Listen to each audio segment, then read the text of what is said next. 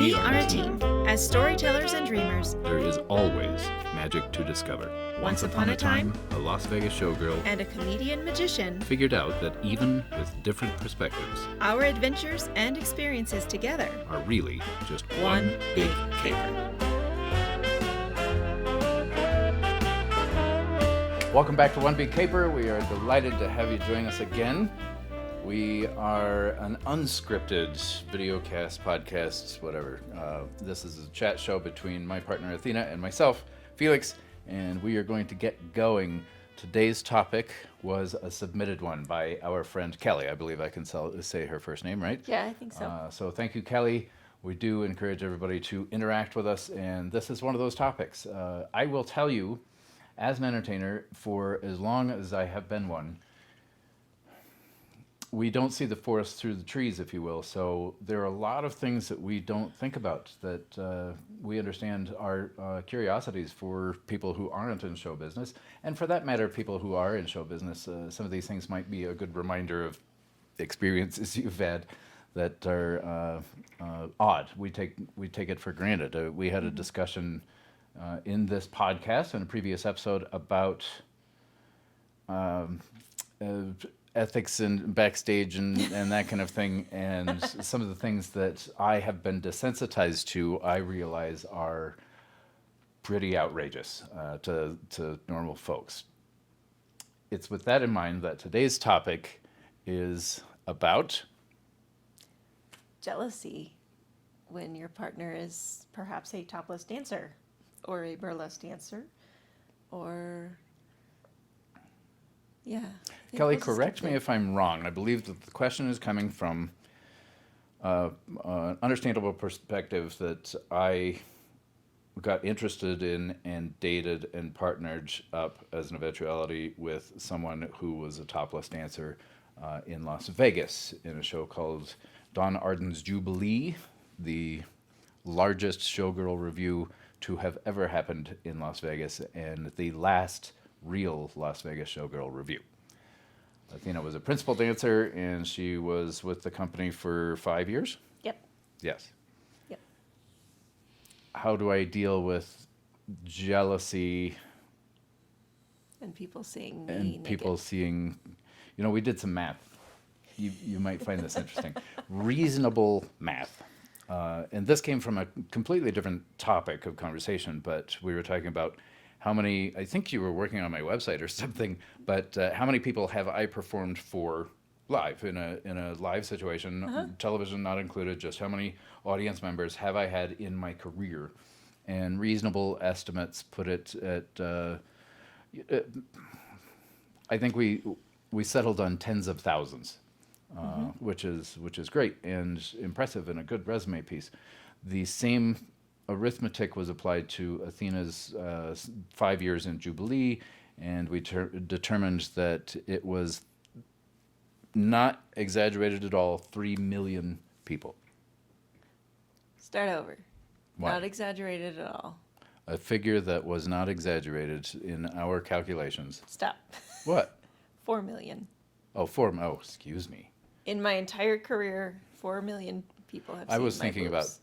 okay. With burlesque included? Oh, okay. But, All right. I mean, that's what? Maybe 5,000 total?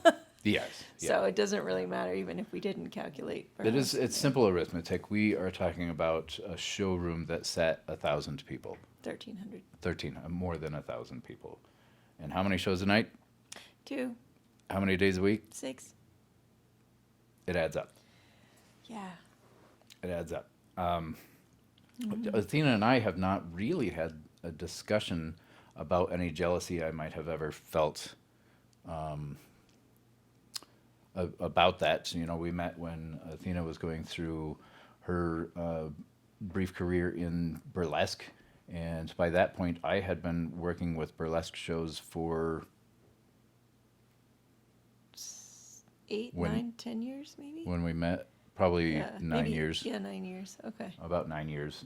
And so that's part of the desensitization that I alluded to earlier, which is all of my coworkers were people whom I saw naked backstage.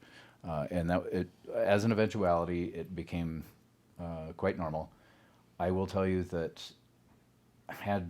if we had the ability, I think I've said this on a podcast before, but had we been able to go back to 16-year-old Felix and explain this is what you're going to be doing when you're in your 30s, 40s, 50s, I would have been beside myself. Being desensitized kind of came from my father, actually, not in exposing me to things, but in explaining that there's kind of a falsely puritanical belief about the human body in our country and culture. And we have our theories. This is going to get into one of Athena's soapbox issues because it is very patriarchal in nature. It's a crowd control psychological design to install all of these systems and beliefs. And this was all done a very, very long time ago, having to do with dominantly, I believe, the Catholic Church. We will not get into the history of the Catholic Church in this podcast. I will tell you that I have had experiences. I used to attend, I was in burlesque, they call it a burlesque husband, whether you're married or not. You assist your partner by hauling around bags of feathers or costumes or chairs. Or chairs. We're laughing about the chair because the chair was part of an act, my favorite act, that Athena designed. But it was a good thing that at the time Athena drove a convertible because the only way for her to haul it around was to load it through the top of the car. Nevertheless, there were experiences. One comes to mind, and I forget the name of the place, but this particular event was kind of, I would say, it was at a bar. It's burlesque immersion, meaning the dancers are this close to the audience, and they are surrounded by the people in the bar. It was a small place, but it inevitably, Athena attracted a suitor, a flirter, and I don't think I got a little jealous because I'm never threatened, but I did go into protection mode where I was kind of more Athena's security at that point than anything else. I'll remind you of the show. Yeah, you're gonna It have was to remind me. Upstairs at a bar, small place. You started in the corner, and your intent was to walk through the crowd, and he just followed you through the crowd. That wasn't the snug. That was down in the basement. No, it was farther north on the same strip, or farther east, rather. Oh. Okay. Yeah. I remember now. That Anyway. place isn't there anymore. No, it isn't. But it happens, and I guess my reaction is, one, it was when I was, interestingly enough, it was when I was a kid that my father and mother came home from a rare vacation to Las Vegas, and I think it was actually work-related somehow. There was a convention or something.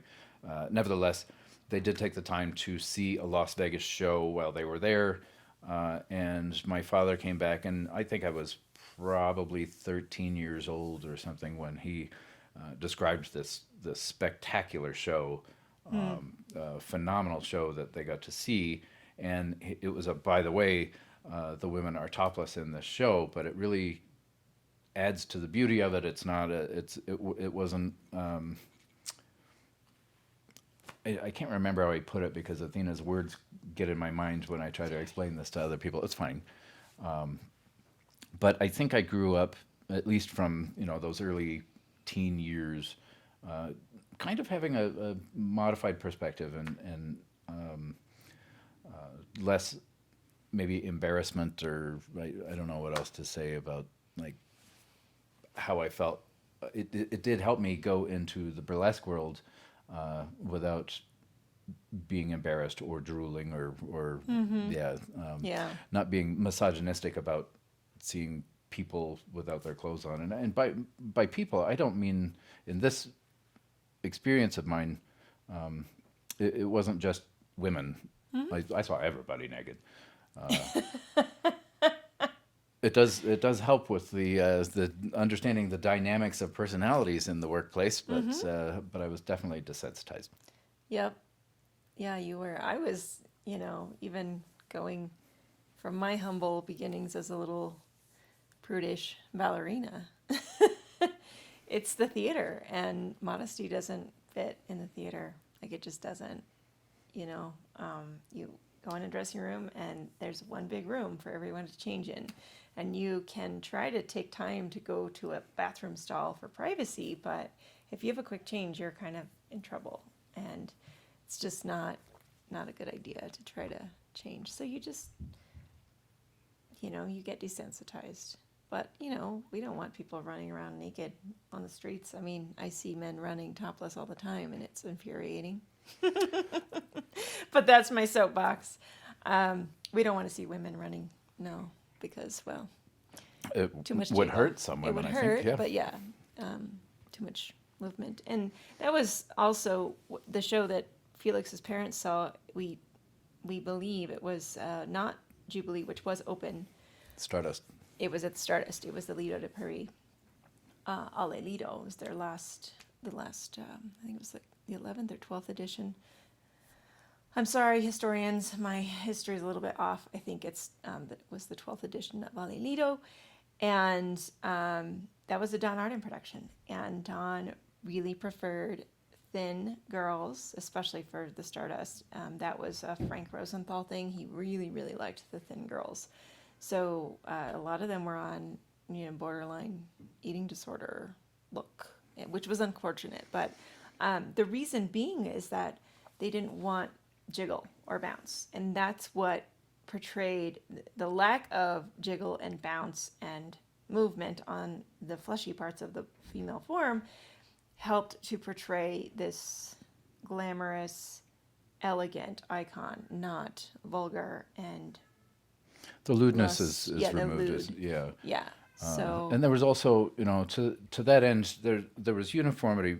It's one of the frustrations that we've had with some recent productions or modifications to old productions for the new age, is that we understand that imagined desire to have uniformity on stage, and that's there's a point that I want to make to that. But imagine the Rockettes. Certainly you've seen the Rockettes, even if it's Thanksgiving Day parade or something. You've seen a kick line, and part of that spectacle is the uniformity in height and in build and that kind of thing. yeah, that's part of the magic.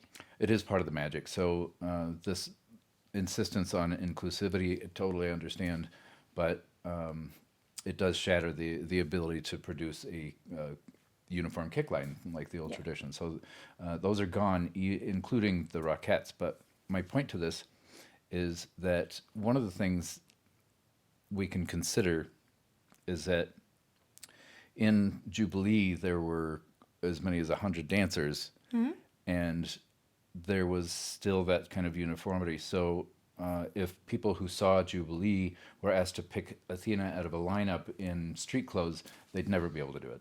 Yeah. They'd never recognize anybody from that show out of context or out of costume. Right, because the costume, it became part of us, and then that transformed us into an actor or actress. It was a character we played, really, and that came up when, and it's weird that this topic is going towards like being a topless dancer, period. But there was some shame. I had some shame. I still carry some of that shame. My dad didn't come see me dance topless until my very last show. And I got to be the center principal that day, which was really cool. But I had asked Linda Green, who was one of the original principals, your dad comes to see you all the time? Oh yeah, he loves the show. And I'm like, but how does he watch you? And she said, he knows that I'm just playing a character. And my dad could never get past that because he has his own misogynistic tendencies and issues. But Catholic programming. yep, the Catholic programming. We'll just call it that. Yeah. But my first and second husband, one of them was in the theater, so he understood and he was totally fine with it. There was still a lot of jealousy, but the second husband, when I we got together, there was those rules of engagement. No jealousy. Like, I met you as a topless dancer. We're not going to have any issues. And we didn't. He didn't have any issues, which was awesome. And we kind of had similar rules of engagement there. I mean, it was kind of unspoken. We did say no jealousy. We did. But I think because we had been, both of us, married and divorced twice and gone through various levels of drama and those kinds of things, we were like, we're not interested in entertaining that energy in this relationship and this interaction, as I used to call it. But I think that for me, that was like a deal breaker. Like, if you're going to be jealous, then that means you don't trust me. There's no trust, and then you don't respect my choices and my decision to use my body in the way I want to. So, like, for example, if I decide, oh, I want to be a porn star now, that would be a big conversation, because that's going beyond just entertaining an audience with just looking with my body. So, yeah, I don't know. That's going to go into a whole other. That could be another discussion. Episode. I realize We still need to stay on a certain rating scale, though. we're definitely not shaming anyone. I know porn No. stars. I know porn Yeah. stars who have partners who are not in the business, and I've had a difficult time wrapping my head around that. It's But a little- I also don't want to shame anybody who's Catholic. We exist where we do because of our own personal experiences, and we don't feel superior or super enlightened or anything. No. Just these are our experiences. So we did get to go to, everybody when I was growing up, even my father, when he was talking about the Showgirl show, he saw the Lido de Paris, so that was French based, of course. We did get to go to Europe in 2019 and see a show at the Lido, and we saw a show at the Moulin Rouge, and these are like the root of Showgirls. Yeah. And we got to have that experience, which was Yes. wonderful. I'll do it again tomorrow if we could. Yeah. But I don't remember anybody's breasts. I can't picture No. anybody's breasts from going to No. those shows. That's I think it's there's a lot of, like you were saying earlier about my soapbox of the patriarchy. There's a lot of shame. It's like a ball that we have to just unravel and slowly just pick apart as a community, as a collective, to pick up these threads of shame, because it's been placed on the female for so many years, millennia, that our bodies are something to be ashamed of. And that's my biggest problem. And I think that's where jealousy might come from, is that there's this premise or foundation that it's not okay to show your body. And, well, we all know bathing suits have gotten skimpier and skimpier as the years go by. I was offended when I saw the Olympics, the U.S. water polo team uniform. It was And I almost wasn't sexualized sure athletes, why. which was Yes, and that upset me, because it felt like it was sexualizing athletes. Athletes have amazing bodies that they train hours and hours and years, blood, sweat, and tears. And I felt like, why is that necessary? So that to me was like a little upsetting, even though I've done burlesque, I've done striptease on stage, I have been a topless showgirl, and that meant no pasties. So, oops, sorry. That meant no pasties, nipples out, and I was offended by the water polo That's interesting. uniform. I think it's because they were sexualizing athletes. It was out of place. It felt out of place for sure. Like, because I feel like there's also a place. Like, I think a Fort Collins judge has ruled that women can walk around topless. Mm-hmm. So up north, we can walk around topless if we want to, in the town of Fort Collins. San Francisco had to pass legislation to force men to wear clothes when they go into a public place. So there was weird freedom that men were just thinking they had in San Francisco. They would go into a restaurant nude and sit to eat. So I there's a line, I suppose.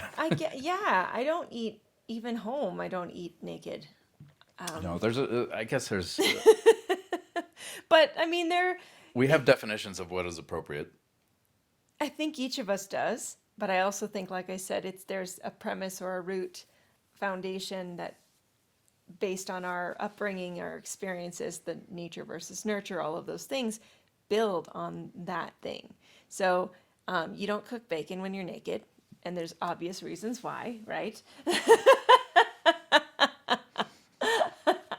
So there's that, but yeah, I mean, it's not, I think that first we unravel the shame. Where does the shame come from? Why is it there? Why is it bad for women to show their bodies? We go there first. And then we decide, okay, do I trust this person?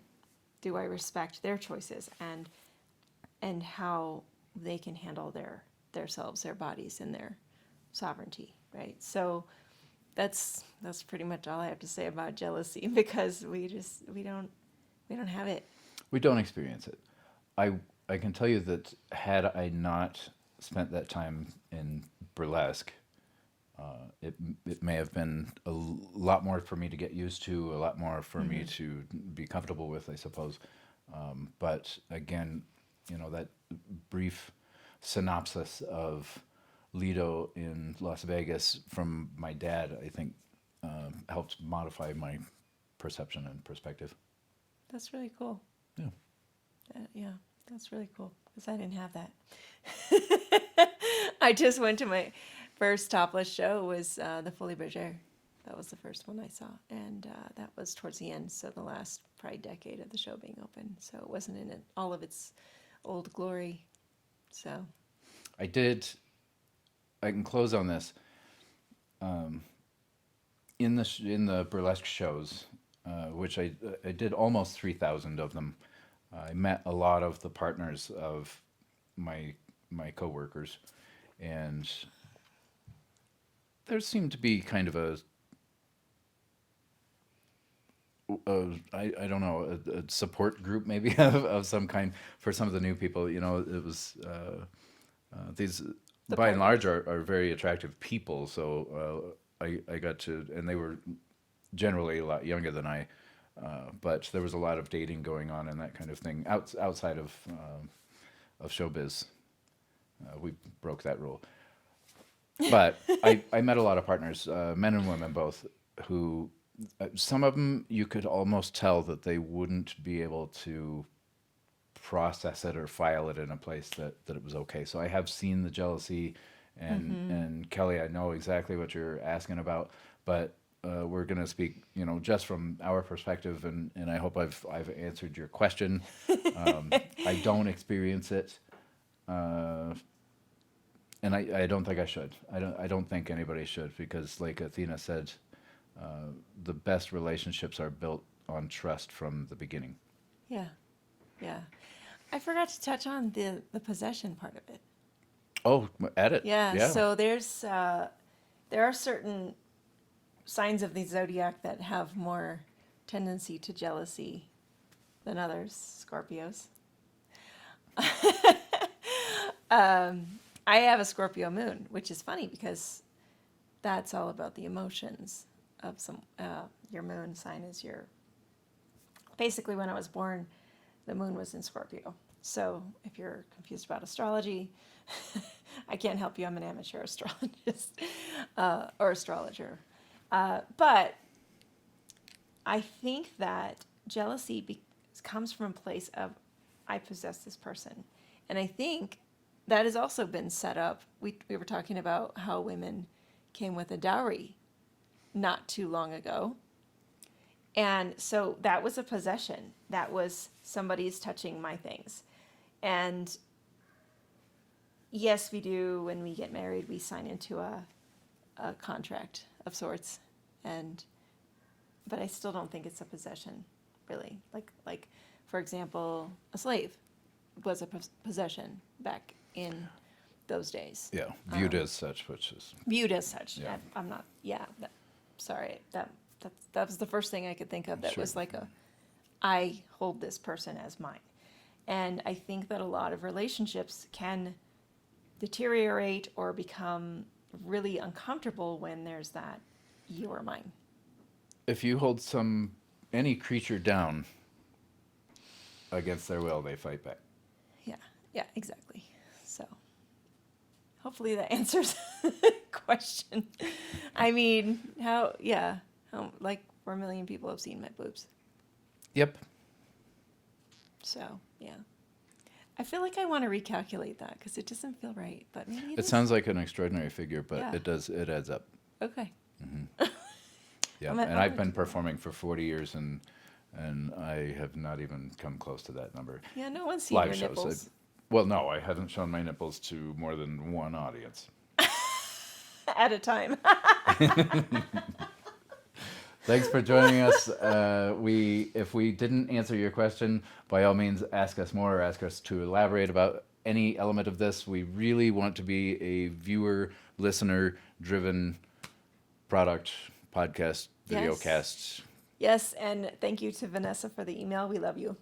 It was Kelly's. This was Kelly's question. No, I know, but Oh yes, thank you, Vanessa. I'm saying Yes, thank yeah, you, that Vanessa. that was lovely compliments and Yes. and thanks for listening. Yes, thank you. We can't keep doing this without you. Give us just a little bit of your time by subscribing, sharing, rating, or talking about One Big Caper with someone else. We truly appreciate your support. We want to hear your stories. Visit onebigcaper.com to get to know us even more. This episode of One Big Caper was published in 2022. All rights to broadcast in whole or in part are the property of Gazellus Productions, LLC.